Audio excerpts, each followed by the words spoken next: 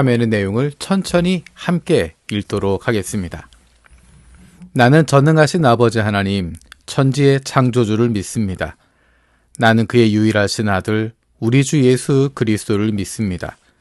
그는 성령으로 잉태되어 동정녀 마리아에게서 나시고 본디오 빌라도에게 고난을 받아 십자가에 못 박혀 죽으시고 장사된 지 사흘 만에 죽은 자 가운데서 다시 살아나셨으며 하늘에 오르시어 전능하신 아버지 하나님 우편에 앉아 계시다가 거기로부터 살아있는 자와 죽은 자를 심판하러 오십니다. 나는 성령을 믿으며 거룩한 공교회와 성도의 교제와 죄를 용서받는 것과 몸의 부활과 영생을 믿습니다. 아멘.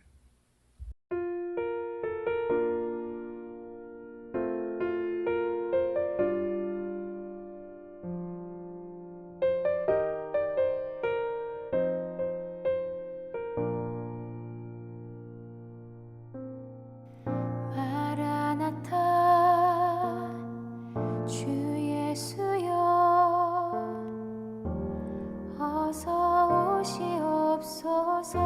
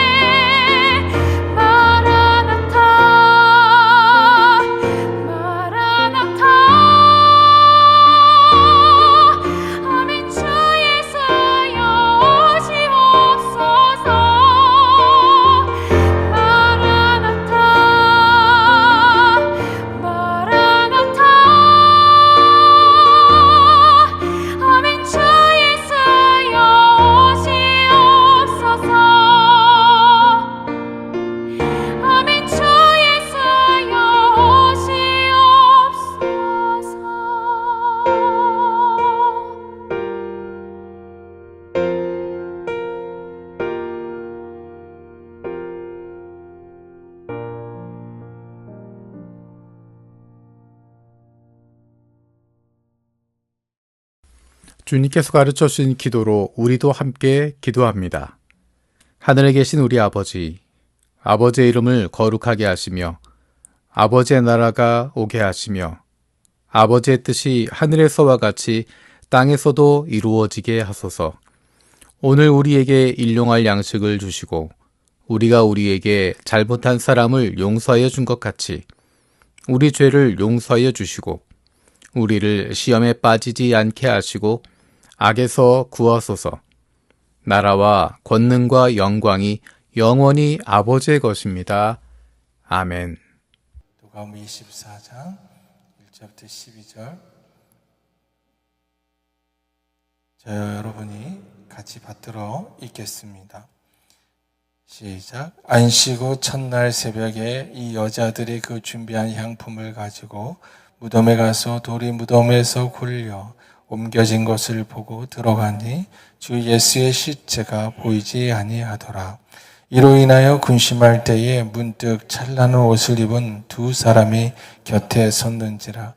여자들이 두려워 얼굴을 땅에 대니 두 사람이 이르되 어찌하여 살아있는 자를 죽은 자 가운데서 찾느냐. 여기 계시지 않고 살아나셨느니라. 갈릴리에 계실 때에 너희에게 어떻게 말씀하셨는지를 기억하라. 이르시기를 인자가 죄인의 손에 넘겨져 십자가에 못 박히고 제3일에 다시 살아나야 하리라 하셨느니라 한데 그들이 예수의 말씀을 기억하고 무덤에서 돌아가 이 모든 것을 11사도와 다른 모든 이에게 알리니 이 여자들은 막달라 마리아와 요한나와 야고보의 모친 마리아라. 또 그들과 함께 한 다른 여자들도 이것을 사도들에게 알리니라. 사도들은 그들의 말이 허탄한 듯이 들려 믿지 아니하나 베드로는 일어나 무덤에 달려가서 구부려 들여다보니 세마포만 보이는지라. 그 된 일을 놀랍게 여기며 집으로 돌아가니라. 아멘. 예수님의 부활을 축하드립니다 라는 인사를 하는 것을 보면서 어떤 생각을 했냐면 예수님의 부활이 나하고 뭔가 관계가 있으니까 그것 때문에 축하한다라고 하는 인사가 가능한 것 같아요. 예수님의 부활이 도대체 나하고 무슨 관계가 있을까? 예수님의 부활이 우리에게 어떤 영향을 미칠까라고 하는 고민을 해볼 필요가 있을 것 같습니다. 우리가 생각할 때 부활 이야기하면 예수님의 제자들이 예수님의 부활에 대해서 어떤 반응을 보였나? 성경을 생각하지 않고 상식적으로 생각하면 예수님의 제자들, 예수님과 함께 했던 제자들이 십자가에 돌아가셨던 예수님이 부활하셨다라는 소식을 들으면 어떤 식의 반응을 보였을까요? 우리가 생각하는 거는 굉장히 기뻐하고 그동안에 열심히 기다렸는데 드디어 예수님이 부활하셨구나 라는 마음을 가지고 막 힘차게 하면서 우리 지금 인사한 것처럼 해피 이스터 인사를 한다든지 예수님 부활하셨습니다 한다든지 그럴 것 같은데 성경에 보면 사복음서에 보면 우리가 전혀 생각하지 못했던 반응이 나옵니다. 오늘 본문에 보면 슬쩍 지나가다가 뭐라고 이야기하냐면 11절에 사도들은 그들의 말이 허탄한 듯이 들려 믿지 아니하나라고 이야기합니다. 예수님의 시체가 사라진 것을 여인들이 보고 두 천사가 나타나는 것을 보고 그리고 제자들에게 가서 사도들에게 가서 예수님 시체가 없어졌습니다. 예수님 부활하셨습니다. 라고 전했는데 거기에 대한 사도들의 반응은 뭐였냐면 이분들이 말하는 게 정말 허탄하다. 사실이 아니다. 라고 생각한 거예요. 전혀 믿지 않았습니다. 전혀 믿지 않았는데 그 중에 그나마 베드로가 예수님 무덤까지 가서 보고 무덤이 비어있는 걸 확인하고 이거 뭐지? 이상하게 생각하고 놀랍게 여기면서 집으로 돌아갔다 라고 나옵니다. 누가복음만 그런 것이 아니라 마가복음은 그 이야기가 더 심각해요. 어떻게 되냐면 예수님이 돌아가신 이후에 무덤에 묻히시고 사흘이 진 안식 후 첫날 새벽에 여인들이 갔는데 무덤이 비어 있습니다. 그것을 보고 놀라는 거예요. 그리고 마가복음이 원래 끝나는 부분은 뭐였냐면 거기서 끝나는 거예요. 그냥 무덤이 비어 있어. 여인들은 무서워서 숨었어. 아무 말도 못해. 그리고 끝나는 걸로 되어 있어요. 그래도 마가복음의 조금 긴 버전에서 우리가 지금 읽고 있는 버전에 설명이 조금 더 붙어 있는데 그들이 제자들에게 가서 사도들에게 가서 전합니다. 예수님 부활하셨어요. 무덤이 비어 있어요. 사도들이 믿지 않습니다. 다른 제자들이 예수님 부활하신 것을 만났다라고 이야기하는데 그것도 믿지 않아요. 공통적인 부분들, 복음서에 나와 있는 예수님의 제자들의 공통적인 반응은 무엇이냐면 부활을 믿지 않습니다. 심각하게 생각하지 않아요. 예수님의 시체가 없어졌다라는 것은 알지만 그것이 그들에게 어떠한 영향도 사실 주지 못합니다. 근데 더 놀라운 것은 무엇이냐면 이런 내용들이 복음서에 담겨져 있다는 거예요. 우리가 생각하기에 사도들이라면 예수님의 부활의 소식을 들으면 너무너무 기뻐서 목숨을 걸고 복음을 전하고 그럴 것 같은데 복음서에 나와 있는 내용들은 사도들이 믿지 않았다. 부활을 받아들이지 못했다. 아무런 일도 일어나지 않았다라고 하는 것이 복음서에 나와 있는 공통적인 내용입니다. 이런 내용이 왜 담겨져 있을까? 자, 복음서를 누가 읽을까요? 복음서는 예수님 시대, 예수님 그 1세기에 예수님이 돌아가시고 나서 사도들이 복음을 전하게 되고 예루살렘 교회가 세워지고 초대교회들이 세워지고 하는 과정 가운데 복음서를 기록하게 되고 초대교회에 있었던 크리스찬들이 복음서를 읽게 됩니다. 특별히 마가복음 같은 경우는 아직 많은 사도들이 살아 있었어요. 많은 사도들이 있는데 그 가운데 복음서를 썼습니다. 근데 어떤 내용으로 끝났냐면 사도들이 예수님이 부활한 소식을 듣고 무서워했다, 숨었다, 아무 일도 못했다, 그런 이야기로 끝났어요. 그리고 조금 더 나가면 그것에 대해서 예수님께서 야단치는 이야기, 이 믿음이 없는 자다, 너희는 왜 이렇게 믿지 못하니? 왜 믿지 못하니? 내가 부활한다고 하는 것 너희들이 왜 신뢰하지 못했니? 라고 하는 이야기로 꾸중하는 것처럼 끝나게 돼요. 하지만 복음서를 읽고 있는 사람들은 사도들이 어떤 죽임을 당했는지를 알고 있습니다. 예수님의 죽으심과 부활하심을 전하다가 그것 때문에 환난을 당하기도 하고 어려움을 당하기도 하고 옥에 갇히기도 하고 목숨을 잃기도 하는 사건들을 직접 목격하기도 했고 들었기도 했고, 아, 이 사도들이 어떻게 죽임을 당했구나, 도마가 어떻게 됐대, 베드로가 어떻게 됐대, 예수님의 사도들이 어떤 모습으로 죽임을 당했고 어떻게 복음을 전하고 그 이야기를 들었던 예수를 믿은 우리 믿음의 선배들이 어떻게 믿음을 지켰대 라고 하는 역사적인 내용들을 알고 있습니다. 자, 책에 기록되어 있는 복음서에 나와 있는 사도들의 모습과 실제로 그들이 죽임을 당할 때까지 살았던 모습과 그것엔 굉장히 큰 차이가 있습니다. 어떻게 그런 차이가 일어날 수 있을까? 그리고 복음서를 읽고 있는 사람들은 그 차이를 보면서 어떤 생각을 하게 됐을까? 오늘 본문 말씀을 통해서 세 가지를 함께 나누길 원합니다. 그런 변화가 있기 위해서 첫 번째는 기억하라 라는 것입니다. 예수님께서 부활하신 이후에 무덤이 비어 있는데 그 자리에 여인들이 찾아갔습니다. 그때 천사 두 사람이 이야기합니다. 예수님이 갈릴리에 계실 때 너희에게 어떻게 말씀하셨는지를 기억하라. 말씀 가운데 뭐라고 기록되어 있는지를 기억하라 라고 이야기합니다. 예수님께서 말씀하실 때 아무것도 없는 대로 그냥 하는 것이 아니라 말씀하셨던 것 기억해라, 성경에 기록되어져 있는 것 기억해라 라고 말씀하고 있습니다. 특별히 요한복음에서 예수님께서 내가 너희를 떠나는 것이 너희에게 유익하다, 왜냐하면 보혜사 성령이 너희에게 오시기 때문이다. 그분이 내가 너희에게 했던 이야기들을 다 기억나게 해 주실 것이다 라고 이야기합니다.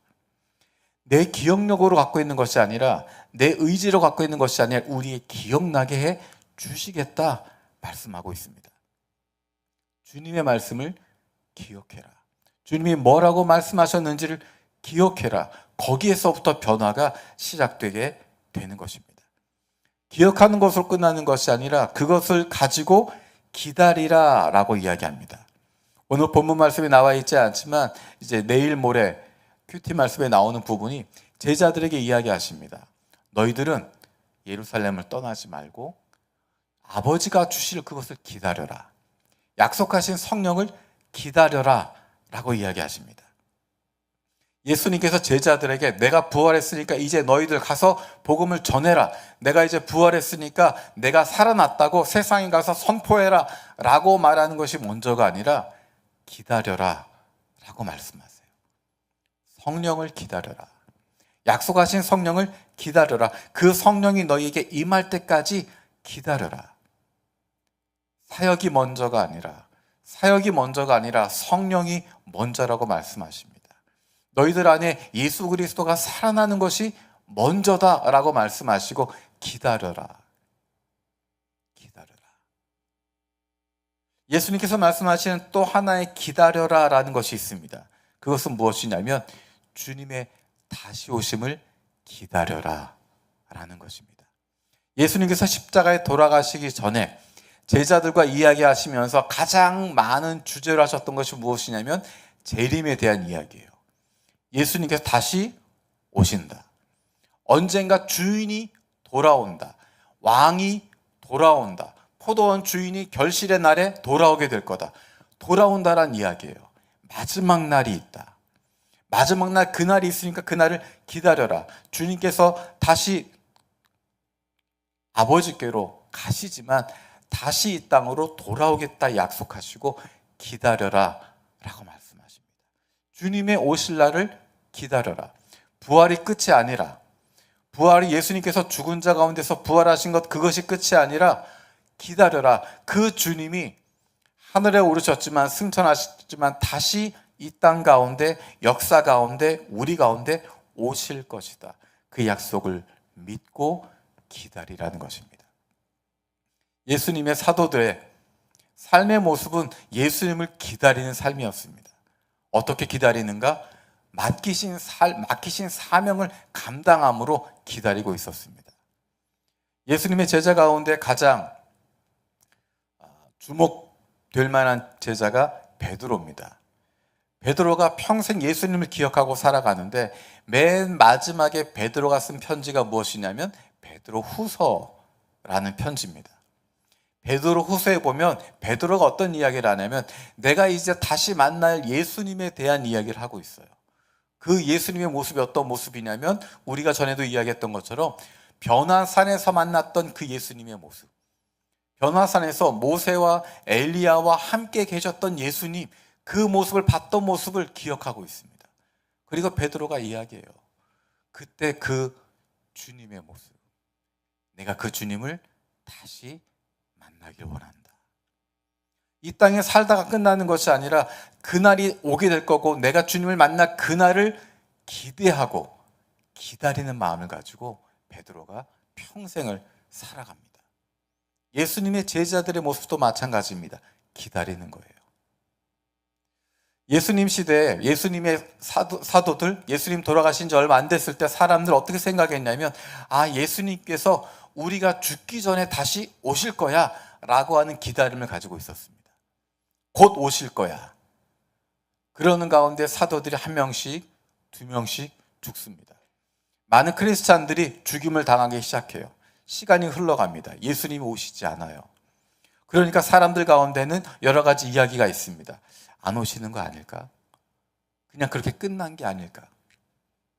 그래서 후반기에 사도들이, 사도 바울을 비롯해서 사도들이 공통적으로 이야기하는 것은 언젠가 오신다라는 것입니다. 지금은 아니지만, 지금은 아닐 수 있지만 언젠가 오신다. 베드로가 이야기하는 것처럼 주님에게 있어서 1000년이 하루 같고 하루가 1000년 같다. 그때가 언젠지는 모르지만. 사도 바울도 베드로도 자기네가 살아있을 때 예수님을 만날 거라고 생각했던 것 같아요. 그렇게 기다렸던 것 같아요. 그런데 나이가 들어가면서 시간이 지나가면서 그들의 생각이 바뀝니다. 내가 이 땅에서 주님을 만나는 것이 아니라 내가 주님 나라에 가서 만나게 되겠구나. 내가 이 땅에 살아있는 동안에 다시 오시지 않더라도 내가 그분께로 가서 만날 수 있겠구나 라는 마음을 가지고 주님을 기다리게 됩니다. 주님을 기다리는 마음, 재림을 기다리는 마음, 다시 오실 주님에 대한 기다림이 없으면 이 땅 위에서 예수님의 제자로서 하나님의 자녀로 살아갈 수 없습니다. 기억하고 기다리는데 필요한 한 가지가 더 있습니다. 그것은 기대하라라는 것입니다. 우리 옆에 사람한테 이야기해 볼까요? 기억하십시오. 기다리십시오. 기대하십시오. 자, 어떤 것을 기대하느냐? 첫 번째는 우리 가운데 하실 일들을 기대하는 것입니다. 예수님께서 제자들을 불러놓으시고 훈련시키시고 가르치시고 함께하게 하시고 사명을 주시고 그리고 끝나는 것이 아니라 하나님께서 그들 가운데 능력을 주셔서 하나님의 일을 이루어 가십니다. 놀라운 것은 예루살렘, 팔레스타인, 그 작은 땅에 적은 무리들에게 의해서 시작되어진 하나님 나라 운동이 온 세상 가운데 퍼지게 되고 저와 여러분에게까지 올 수 있었다고 하는 것. 이것은 사람의 계획이나 사람의 의도로 된 것이 아니라 하나님의 놀라운 계획 가운데 있었던 것이고, 더 놀라운 것은 그 부족해 보였던 제자들이 예수님의 부활을 믿지 못하고 예수님이 살아나셨다는 사실 받아들이지 못하고 증인들이 있었음에도 불구하고 아닐 거야 라고 했던 그 사람들, 그 연약한 사람들을 통해서 하나님께서 놀라운 일을 행하게 됐던 것입니다. 우리에게 하실 일을 기대하는 것입니다. 지금 내 모습은 어떨지 몰라도, 지금 내 형편은 어떨지 몰라도 하나님께서 하실 일을 기대하는 것입니다. 그 사도들을 바꾸신 것처럼 믿음 없었던 그 사람들을 변화시키시고 그들의 생명을 걸고 예수님의 죽으심과 부활하심을 선포할 수 있는 사람들이 증인이 되게 하셨던 것처럼, 수많은 사람들의 인생을 바꾸셨던 것처럼 우리들의 인생 가운데도 하나님이 하실 그 일을 기대하는 것입니다. 그것이 증거가 바로 예수님께서 부활하신 사건입니다. 죽음에서 부활하신 그 예수님께서 우리에게 힘을 주시는 것이고 우리에게 함께 하시는 것이고 우리에게 주신 사명들이 있는 것입니다. 그런데 더 놀라운 것은 그러한 일들이 우리의 힘으로, 사도들의 힘으로 이루어진 것이 아니라는 것입니다. 처음에 이야기했던 것처럼 사도들은 예수님의 부활을 받아들이지 못했습니다.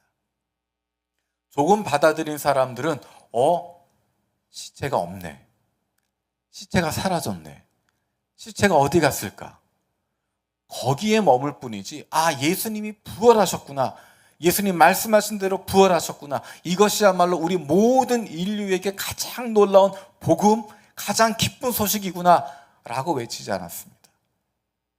그런데 그 사도들이 바뀌게 되어진 것, 그 사도들이 복음서에 나와 있는 모습과 사도행전에 있는 모습으로 완전히 달라지게 된 그 계기는 사도들의 능력이나 의지가 아닙니다. 그들이 자각을 하고 잠재력을 깨닫게 된 것이 아닙니다. 그 전에 알지 못했었는데 어느 순간에 갑자기 마음에 확 와닿아서 나는 이런 존재였어 자각을 하면서 초자아를 일깨우게 되어지는 그런 것이 아닙니다. 누군가가 그들에게 가르쳐서 이렇게 하는 거야 라고 이야기하고 주입하고 주목시키고 그들을 그렇게 세뇌시키고 만들어간 것도 아닙니다. 복음서에 나와 있었던 사도들의 모습과 사도행전에 나와 있는 사도들의 모습으로 변화되는 그 과정에는 예수님이 말씀하셨던 기다려라 라고 이야기했던 성령이 그들 가운데 임하게 되고 성령의 능력으로 말미암아 그들이 변화되게 됩니다. 성령이 그들에게 임하게 되었을 때 그들의 삶이 달라지게 됩니다. 지금까지 예수님에게 들었던 것들, 기억하는 것들이 달라지게 되고 그것들이 새로운 질서를 가지게 되고 그들의 인생의 목표를 발견하게 되고 내가 지금 무엇을 해야 할지를 깨닫게 되고 그들의 삶이 새로운 방향을 향해서 나아갈 수 있게 됩니다. 그래서 예수님께서는 제자들에게 기다려라 라고 말씀하신 것이고 성령이 그 안에 임하셔서 역사하셔서 움직이실 때까지, 변화시키실 때까지 기다려라고 말씀하셨고 제자들이 성령 충만을 받게 되니까 그들은 더 이상 참을 수 없고 예수님의 죽으심과 부활하심을 세상 가운데 선포할 수 있는 존재가 되었고 그들의 선포를 통해서 수많은 사람들이 예수님을 만나게 되고 온 세계가 주님께로 돌아오게 되는 놀라운 역사가 일어나게 되었습니다. 그런데 그 시작은 무엇일까? 사도들의 변화의 시작, 이런 복음이 온 세상에 퍼지게 되어진 그 시작에는 무엇이 있었을까? 그것은 예수님의 사랑과 간절함이 있었습니다. 누구를 향한? 제자들을 향하신. 예수님은 제자들을 수단으로 삼아서 복음을 전해야지, 제자들을 통해서 무엇인가를 만들어내야지 하신 것이 아니라 제자들을 끝까지 사랑하셨기 때문에, 그들을 향한 간절함이 있으셨기 때문에 그들에게 성령을 보내주시는 것이고, 성령이 임할 때까지 기다려라 말씀하시는 것이고, 내가 너희에게 가르쳐 분반 모든 것을 기억해라 라고 말씀하셨고, 그것으로 말미암아 사도들이 변화될 것을 확신하셨기 때문에, 예수님께서 그들을 사랑하셨기 때문에, 간절함이 있으셨기 때문에, 예수님의 기대가 있었기 때문에 그런 변화들이 일어나게 되었던 것입니다. 그 예수님께서는 2000년 전 부활하신 예수님께서는 그때도 살아계셨지만 지금도 살아계십니다. 그 예수님께서는 부활을 믿지 못하는, 받아들이지 못하는, 어쩌면 예수님과 함께하는 동안에 누가 더 크냐라고 이야기하고 자기들의 생각은 세상 속에 갇혀 있었던 그들을 보시며 불쌍히 여기셨던, 사랑하셨던 그 예수님, 그분이 지금도 살아계셔서 아직도 연약하고 모자라고 때때로 믿음이 흔들리는 우리들을 바라보시면서 우리를 사랑하고 계시고 우리를 향한 갈급함을 가지고 계시기 때문에 우리에게도 사도들에게 나타났던 그런 변화를, 복음서에 나와 있었던 그런 부족하고 모자랐던 사도들의, 제자들의 모습이 사도행전에 나와 있는 놀라운 사도들의 모습으로 변화되는 그런 역사가 그들에게뿐만 아니라 저와 여러분에게도 일어나게 될 줄로 믿습니다. 그리고 한 가지, 예수님께서 사도들을 보실 때 얼마나 답답하셨을까? 우리가 어제 그제까지 성경 말씀을 보게 되면 예수님이 십자가에 달려 돌아가시는 순간까지 제자들은 정말 한심하고 모자란 모습을, 연약한 모습을 보이고 있습니다. 예수님의 십자가를 이야기하고 있는데 제자들은 누가 더 높으냐라고 이야기하고 있고, 예수님께서는 고통의 기도를 하고 계시는데 제자들은 편안하게 잠을 자고 있고, 예수님이 말씀하시는 것 이해하지 못하고 전혀 따라가지 못하고 있는 한심한 모습, 그리고 예수님이 십자가에 달리셨을 때 다 숨어버리게 되고, 부활하셨지만 그것을 믿지 못하고 여전히 두려움 가운데 있어서 문을 다 꽁꽁 잠그고 숨어있는 모습을 보면서 얼마나 답답하셨을까. 때로는 우리는 우리 주변에 있는 사람들을 보면서 그런 마음을 가질 때가 있습니다. 왜 이렇게 믿음이 없을까? 왜 이렇게 받아들이지 못할까? 왜 이렇게 믿지 않을까? 답답한 마음이 있고 한심하게 느껴지기도 하고, 때로는 우리가 복음을 전하지만 예수님을 선포하고 예수님을 나누지만 받아들이지 않는 사람들을 보면서 왜 저 사람들은 믿지 않을까? 왜 받아들이지 않을까? 왜 믿음이 자라나지 않을까? 답답한 마음을 가질 때가 있습니다. 그런데 예수님께서 그런 제자들을 보시며 불쌍히 여기시고 사랑하시고 그들을 향한 기대를 가지셨던 것처럼 예수님을 닮은 저와 여러분에게 원하시는 것도 그런 이들을 바라보며 한심하다 여기는 것이 아니라 불쌍히 여기고 격려해주고 기대할 수 있는, 제자들을 변화시키셨던, 복음서에 나와 있던 제자들의 모습을 사도행전의 사도들의 모습으로 바꾸셨던 그 주님께서 믿음 없고 연약한 나를 이렇게 달라지게 하신, 여기까지 오게 하신 그 성령께서 바로 저 사람도, 저분도 변화시켜 주셔서 하나님이 원하시는 모습으로 바꾸실 줄로 믿습니다. 그 마음을 가지고 기도할 수 있는, 축복할 수 있는 저 여러분들 되었으면 좋겠습니다. 그것이 바로 부활의 진정한 의미이고, 내가 살아날 뿐만 아니라 다른 사람들도 살아나게 되어질 것, 부활의 주님을 만나게 되어질 놀라운 날이 있음을 소원하게 될 것입니다. 기도하겠습니다. 살아계신 아버지 하나님, 감사합니다. 감사드립니다.